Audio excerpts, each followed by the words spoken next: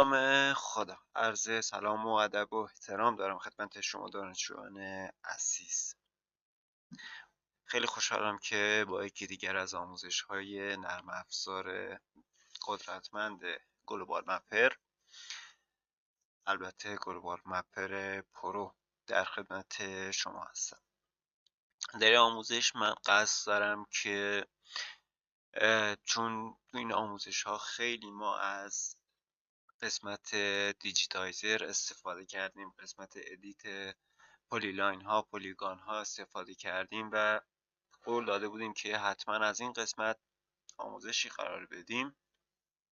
قرار امروز ما از قسمت دیجیتایزر یا همین مدادی که این فایل ها میبینین، دیجیتایزر تول یا ابزار ادیت پلیگان ها، پلیلاین ها و هر فرمتی که ما وارد گلوبال مپر میکنیم، ما از این قسمت میتونیم ویرایش کنیم، ادیت کنیم به شکلی که میخوایم در بیاریم و لایه نقشه خروجی شیک و کاربرپسندی رو داشته باشیم. خب برای این کار ابتدا ما باید یک ورودی، مثل همه نرم افزارها، یک ورودی به گلوبال مپر بدیم. چندین راه داریم: اوپن دیتا فایل و یا درگ اند دراگ خود فایل. حالا شیپ فایلی داریم، رستری داریم، وکتوری داریم، هر چیزی که میخوایم روش کار کنیم. من از قبل دیتا ها رو آماده کردم برای ویرایش و استفاده از ابزار دیجیتایزر که درپ اند دراگ میکنم و این کار رو انجام میدم. الان توی این فولدر من چندین شیپ فایل دارم، از نوع لاین، از نوع نقطه و از نوع پلیگان. چون حالا شیپ فایل های ما همیشه یا پلیلاین هستن یا پلیگان هستن و یا نقطه هستن که ما روشون میتونیم ویرایش انجام بدیم و کارامون رو روش انجام بدیم.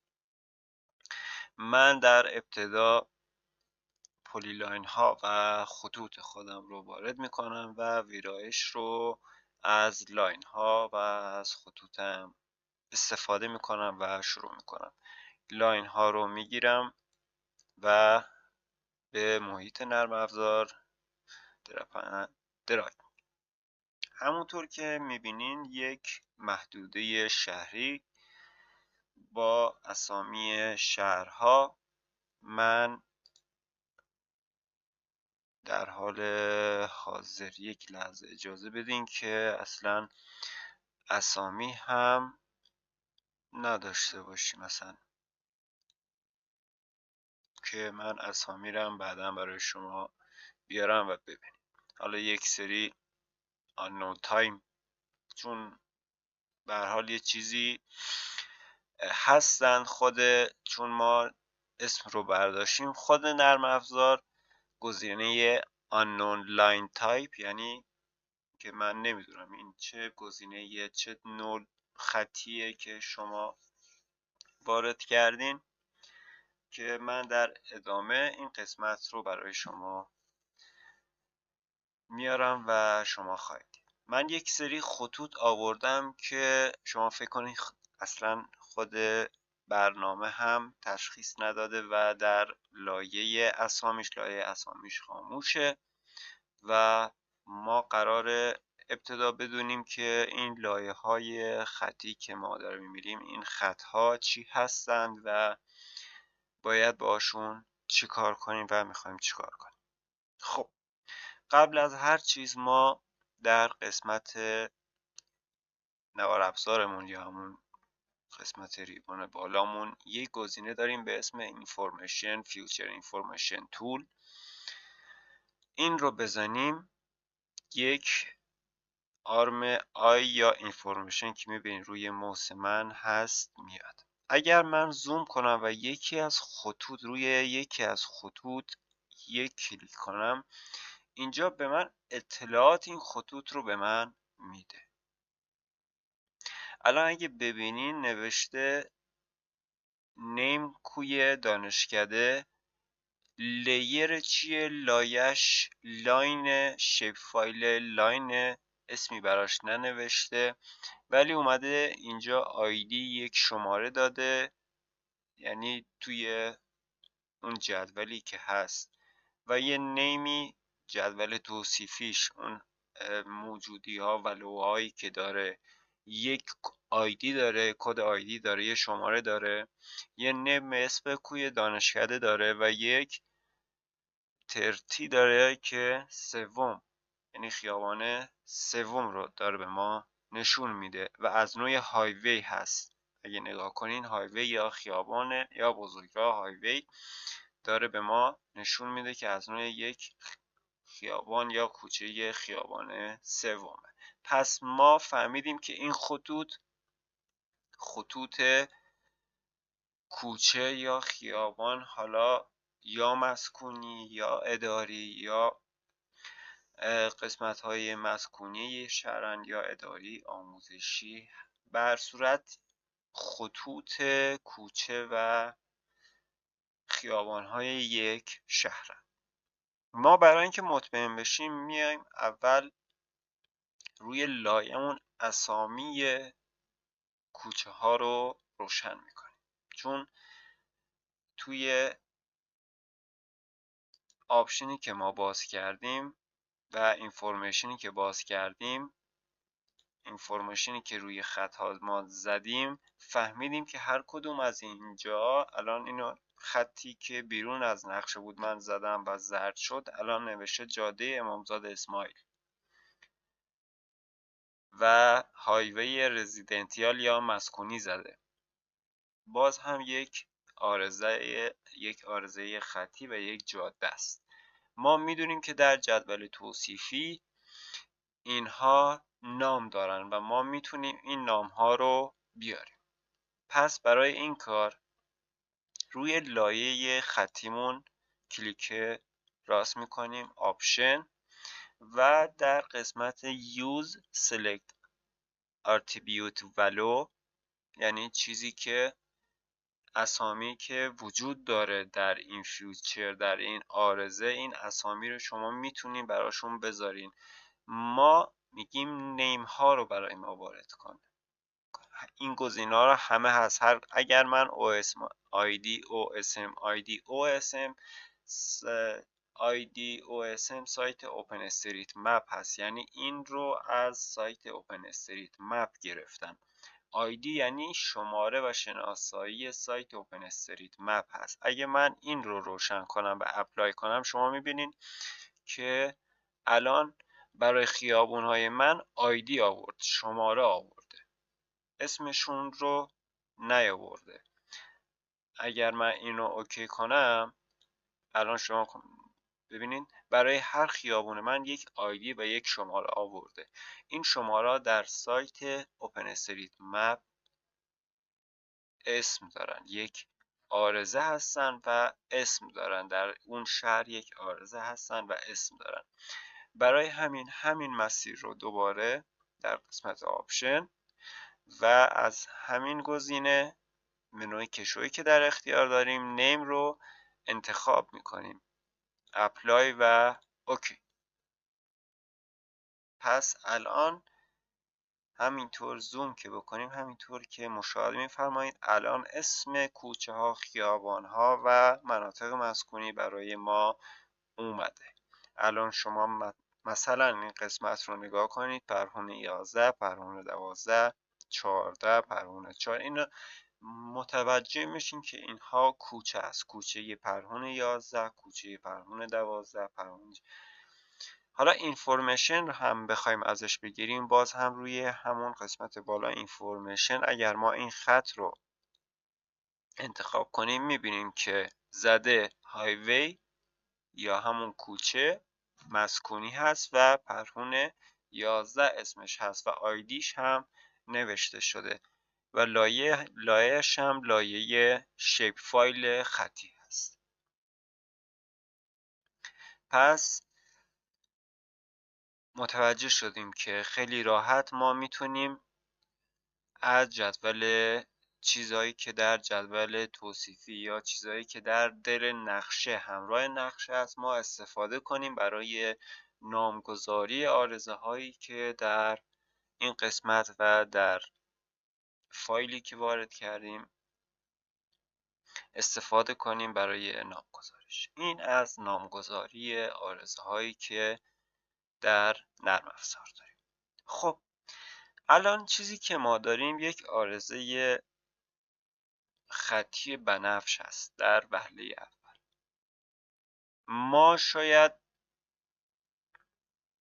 یک قسمتی از حالا این خطوط، این الان ما خود شهر رو احتیاج داشته باشیم، خطوط اضافه و جاده های اضافه رو نیاز نداشته باشیم. من یه اینفورمیشن از این خطوط بیرون شهر بگیرم ببینم اینا چی هستن. اصلا اینا الان نیمی براشون نزده، فقط یه آیدی زده براشون و یه گفته از نوع خط و هایوی هستن، جاده هستن، ولی اسم و آیدی اسمی براشون گذاشته نشده، فقط جاده، یک جاده بیرون از شهره. خب به هر حال ما اینو انتخاب کردیم الان که برای شناسایی اینو ما انتخاب کردیم. ما نیازی به این خط نداریم و نمیخوایم اصلا این خط وجود داشته باشه توی نقشمون، برای اینکه حالا دیگه نخواد نقش اینقدر کوچیک بشه تا ما این رو ببینیم، چون اصلا نیازی به این خط نداریم. میخوایم این خط رو پاک کنیم. ما به چند طریق میتونیم این رو پاک کنیم. ابتدا ما ابزار دیجیتایزر روشن میکنیم یا همون مدادی که در بالا هست، همیشه نشونش همون مداد ویرایش همیشه باید روشن باشه برای ویرایش و کاری که میخواین انجام بدین. یه چیزی رو میخواین تغییر بدین، اون مداد باید روشن باشه. یا میتونیم از روی صفحه ما به همین صورت که میبینین با یک مربع اینو انتخاب کنیم. میبینین که آرزه ها، حالا یه آرزه های نقطه‌ای هم همراهش انتخاب شد. به این صورت انتخاب شد و ما میتونیم پاک کنیم.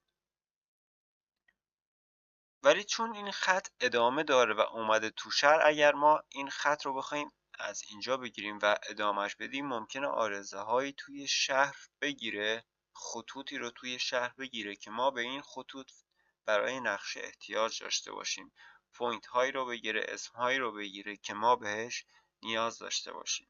پس این کار صحیح برای پاک کردن این آرزه اصلا نیست.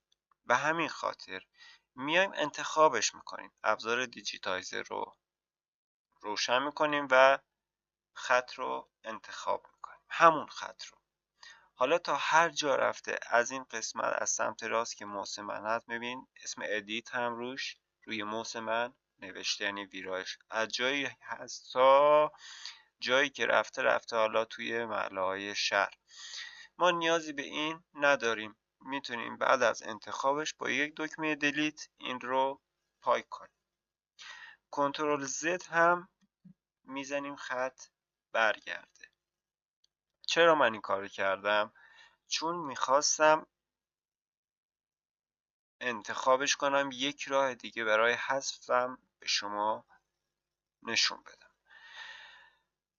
از قسمت اینفورمیشن رو ما انتخاب میکنیم روی یکی از این نقاط انتخابی. حالا ما روی خط زدیم، اطلاعاتی به ما نداد. روی نقطه های انتخابی یک اینفورمیشن میزنیم، باز هم چیز قابل توجهی یا اسمی به ما نداد که از جدول توصیفی بخوایم، نیمی به ما نداد که از جدول توصیفی بخوایم این رو پاک کنیم.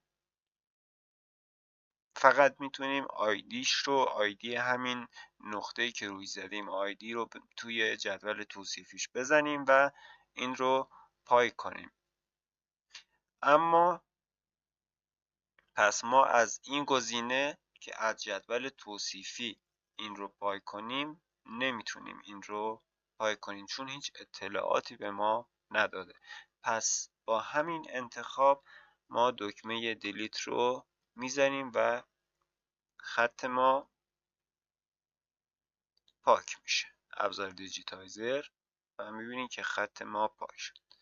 خط بعدی که ما بهش نیاز نداریم باز هم انتخابش میکنیم و دلیتش میکنیم. خط بعدی که باز هم اینا جاده های بیرون از شهر ما زیاد بهش نیاز نداریم و پاکشون میکنیم. حالا بذارین یک خط که اسم داشته باشه، من یک جاده که اسم داشته باشه برای شما از روی جدول توصیفی پاک کنم که شما با این روش هم آشنا بشید. همونطور که میبینید این جاده یه اسمی داره به اسم جاده گناوه گشساران. خب این جاده اسم داره. ما اینفورمیشن که بزنیم روی این جاده که کلیک کنیم گفته هایوی یک نیمی هم داره به اسم گناوه گشساران، یعنی موجودیت وجود داره، نیمش وجود داره. ما میتونیم این رو از توی جدول اطلاعات توصیفی بیرون بکشیم. هایوی هست، جاده است، از نوع جاده است. پس میایم چیکار میکنیم؟ از این قسمت پاکش نمیکنیم، میایم روی قسمت نقشمون لاین، همون نقشه اصلیمون در سنتر، لاینمون در سنتر، مپمون در قسمت مرکزی و لیر اتریبیوت رو یا جدول توصیفی رو باز میکنیم. ببینید چقدر اطلاعات در جدول توصیفی ما وجود داره که همه مربوط به همون نقشه خطوط پلیلاین و خطوط اون شهریه که ما وارد کردیم. بین این همه ما قرار یک جاده به اسم جاده گشساران گناوه رو پیدا کنیم و پاک کنیم. باید چیکار کنیم؟ خیلی راحت. یک گزینه این بالا برای ما گذاشته به اسم سرچ رو که بزنیم یک پیام به ما میده، حالا مهم نیست، اوکی رو میزنیم، یه همچین کادری به ما نشون میده. خب در اومده به ما برای ما مثال زده، گفته اول در کادری که دارین اول فیوچر نیمتون رو انتخاب کنین، یعنی از چه نوعیه، بعد یه لایک و بعد بین دوتا اسلش اون نیم رو انتخاب کنین و پیداش کنین. من این رو برای شما انجام میدم که ببینید. خب گفته فیوچر نیم یا نوع عارضه رو، اسم عارضه رو پیدا کن. نوع عارضه چی بود؟ هایوی بود. من هایوی رو میزنم، انتخابش میکنم. من این قسمت رو کلا پاک کنم، من هایوی رو میزنم. بعد از اون گفته بود یه لایک بزنید. از این قسمت چند تا گزینه به ما داده، لایک و بعد لود ولو، چیزی که توش وجود داره. ببین خیلی توش وجود داره، ولی اون چی بود؟ اون خطی که ما از چه نوعی بود نمیدونیم. شما دقت به این نکردیم. من الان میدونم چی رو باید بذارم که اون نوع اون خط چی بود، نوع اون جاده از چه نوعی بود. اینجا ما نوع اون جاده رو میخوایم. پس یک لحظه ما از جدول میایم بیرون. دوباره شما دقت کنین، اینفورمیشن روی همون جاده من میزنم، دقت کنین هایوی از نوع سکنداری، یعنی دومین جاده، سکنداری اولی یعنی. پس ما باید قبل از اینکه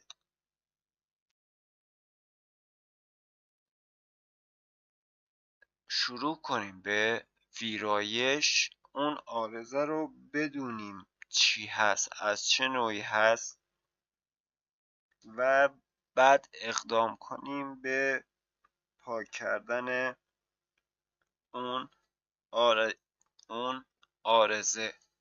چون ممکنه ما یک عارضه رو اشتباهی پایک کنیم. پس اسمش گناوه گیسارانه، از نوع هایوی. هایوی چی؟ هایوی ثانویه، یعنی راه دومی، سکندری، یعنی راه ثانویه یا دومین راه. پس ما از اینجا وقتی فهمیدیم خروج میکنیم، جدول اطلاعات توصیفی رو میاریم روی سرچ،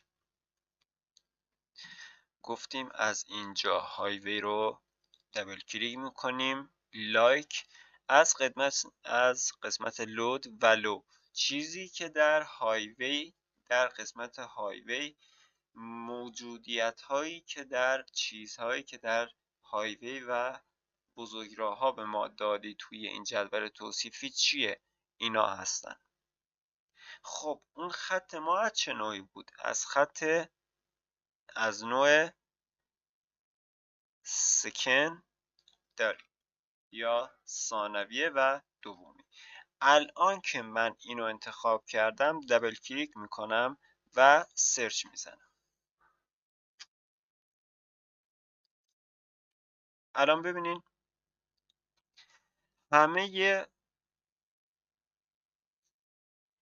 همه خطهایی که اون نوع داشتن برای من این رو میخوام یه لحظه از حالت انتخاب در بیارم. همه آرزه هایی که ثانویه بودن یا کوچه ثانویه بودن، خط ثانویه بودن، خیابون ثانویه، نوعشون نوع ثانویه بود، برای ما آورد بالا. ولی چون ما اونجا اسمشو خونده بودیم، خیابان ییساران به سمت کجا بود؟ گناوه بود. اینا گناوه به سمت ییساران. اگر من روی این کلیک کنم، شما اگر ببینین روی صفحه در نقشه من انتخاب میشه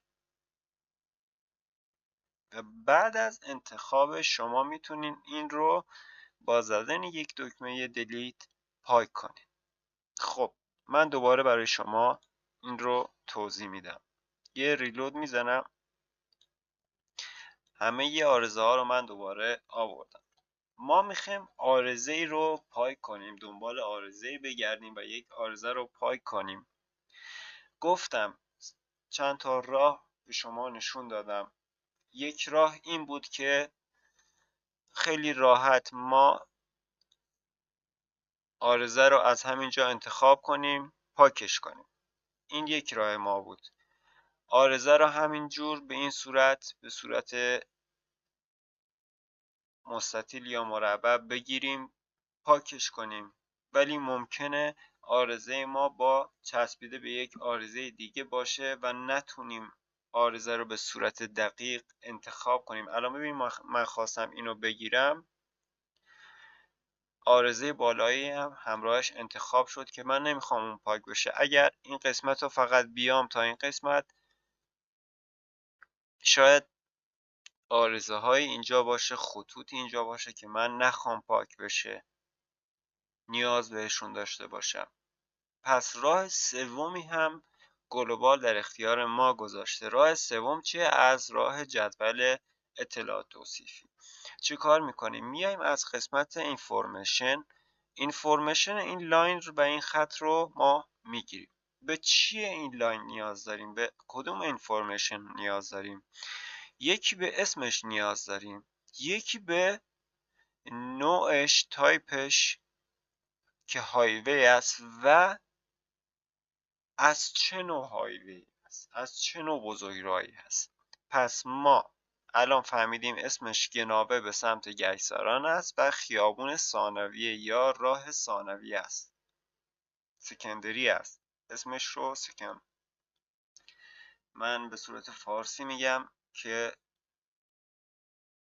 حالا متوجه بشین، ثانویه است یا سکنداری یا سکندری. حالا بعضی از دوستان سکندری میگن، بعضی از دوستان سکنداری تلفظ میکنن. حالا هر کسی به یک صورت تلفظ میکنه. در من سکندری خودم تلفظ میکنم، ولی خب من همون فارسیشو میگم که ثانویه، دومین، راه دوم، بزرگراه دوم که من به اینا اطلاع دارم، به احتیاج دارم. اسمش، نوعش که هایوی و ثانویه هست. بعد از اینکه اینها رو فهمیدم میرم در جدول اطلاعات توصیفی. وقتی رفتم در جدول اطلاعات توصیفی، لیر اتریبیوت یعنی جدول لایه، اتریبیوت یعنی توصیفی، جدول توصیفی لایه، لیر اتریبیوت میزنیم و میبینیم که تمام آرزه ها و اسم تمام آرزه ها رو برای ما آورده. بین این همه آرزه یک آرزه رو پیدا کردن سخته.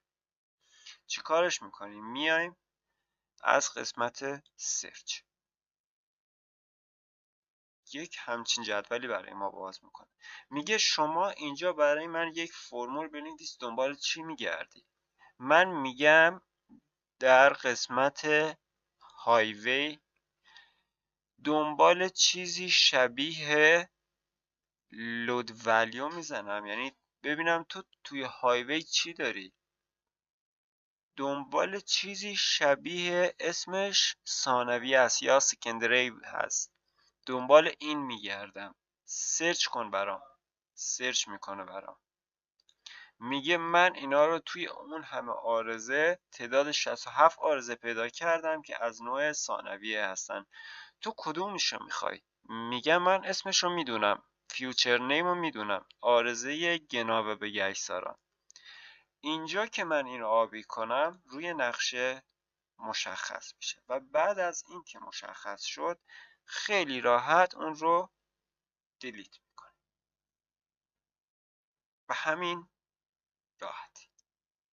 این برای پاک کردن آرزه‌ای که ما بهش نیاز نداریم. حالا باز من روی این جاده فرعی اینجا، جاده امامزاده اسماعیل، حالا این کار انجام میدم. ببینین سریع انجام میدم این دفعه که فقط متوجه بشین. اینفورمیشنش رو میارم روی جاده میزنم. خب گفته اسم جاده امامزاده اسماعیل هایوی است، از نوع رزیدنتاله، از نوع ساختمونیه. پس میگم من میرم دنبال لاین هایی که قسمت های ساختمونی و مسکونی رو به من نشون داده و اسم امامزاده اسماعیل و جاده امامزاده اسماعیل رو پیدا میکنم. یک قسمت زیارتگاهی هست. خب چیکار میکنم؟ میرم در جدول اطلاعات توصیفیم، لیر اتریبیوت، و در قسمت سرچ میگم باز هم در قسمت هایوی من چیزی شبیه لود، اینجا چی بود؟ رزیدنتال بود. چیزایی که تو رزیدنتال هستن برای من پیدا کن. خب میاد برای من گفته 1551 مورد رزیدنتال داریم. در فیوچر نیم دنبال، الان اینجا من باید در فیوچر نیم دنبال اون جاده بگردم. ببین جاده ها طبق حروف الفبا برای من اومده. جاده در قسمت جاده امامزاده اسماعیل باید پیدا کنم. من بین این چیزایی که برای من آورده، حالا ما مثل این که ازش گذشتیم.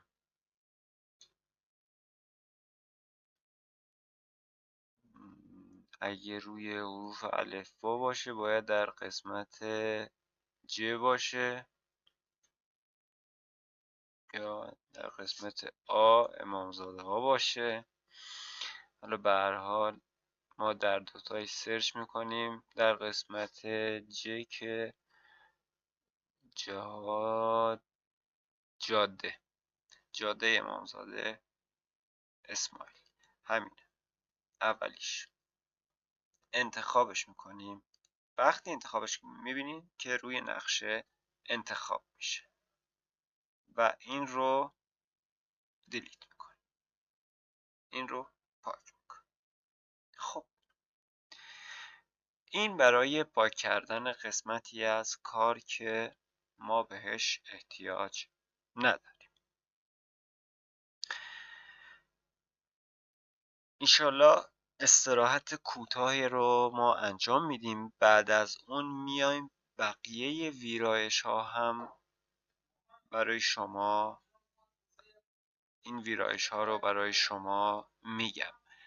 ما قرار رنگ این خطا رو عوض کنیم، فونتش رو عوض کنیم و کارهای دیگه‌ای که ما میتونیم انجام بدیم، وارد کنیم بهش، پلیگون بهش وارد کنیم، نقطه بهش وارد کنیم و کارهای دیگه که ابزار دیجیتایزر انجام میده. همه رو من بخوام در یک قسمت برای شما بگم بسیار فیلم طولانی میشه. پس من ابزار دیجیتایزر رو برای شما در چند قسمت قرار میدم که شما با مرور این قسمت ها تمامی که نه، بخش مهمی از کارهایی که ابزار دیجیتایزر در گلوبال مپر انجام میده رو یاد بگیرید. در این قسمت ما یاد گرفتیم که آرزه ها میتونن خطی باشن، پلیگون باشن، نقطه باشن. ما یک آرزه خطی وارد کردیم،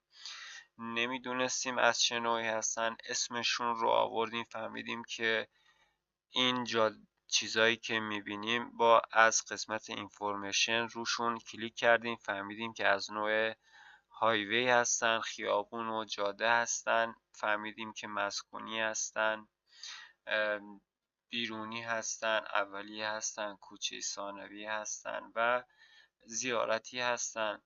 بعد از اون جدول نوع سلکت رو به شما، چند نوع سلکت رو به شما یاد دادیم و بعد از اون پاک کردن آرزه‌ای که بهش احتیاج نداریم. انشالله در جلسه های بعدی ما بخش دیگر کارهای مهم قسمت دیجیتایزر یا ابزار ویرایشی نرم افزار گلوبال مپر رو برای شما توضیح خواهم داد. در پناه خداوند متعال باشین. خدایا رو نگهدار شما.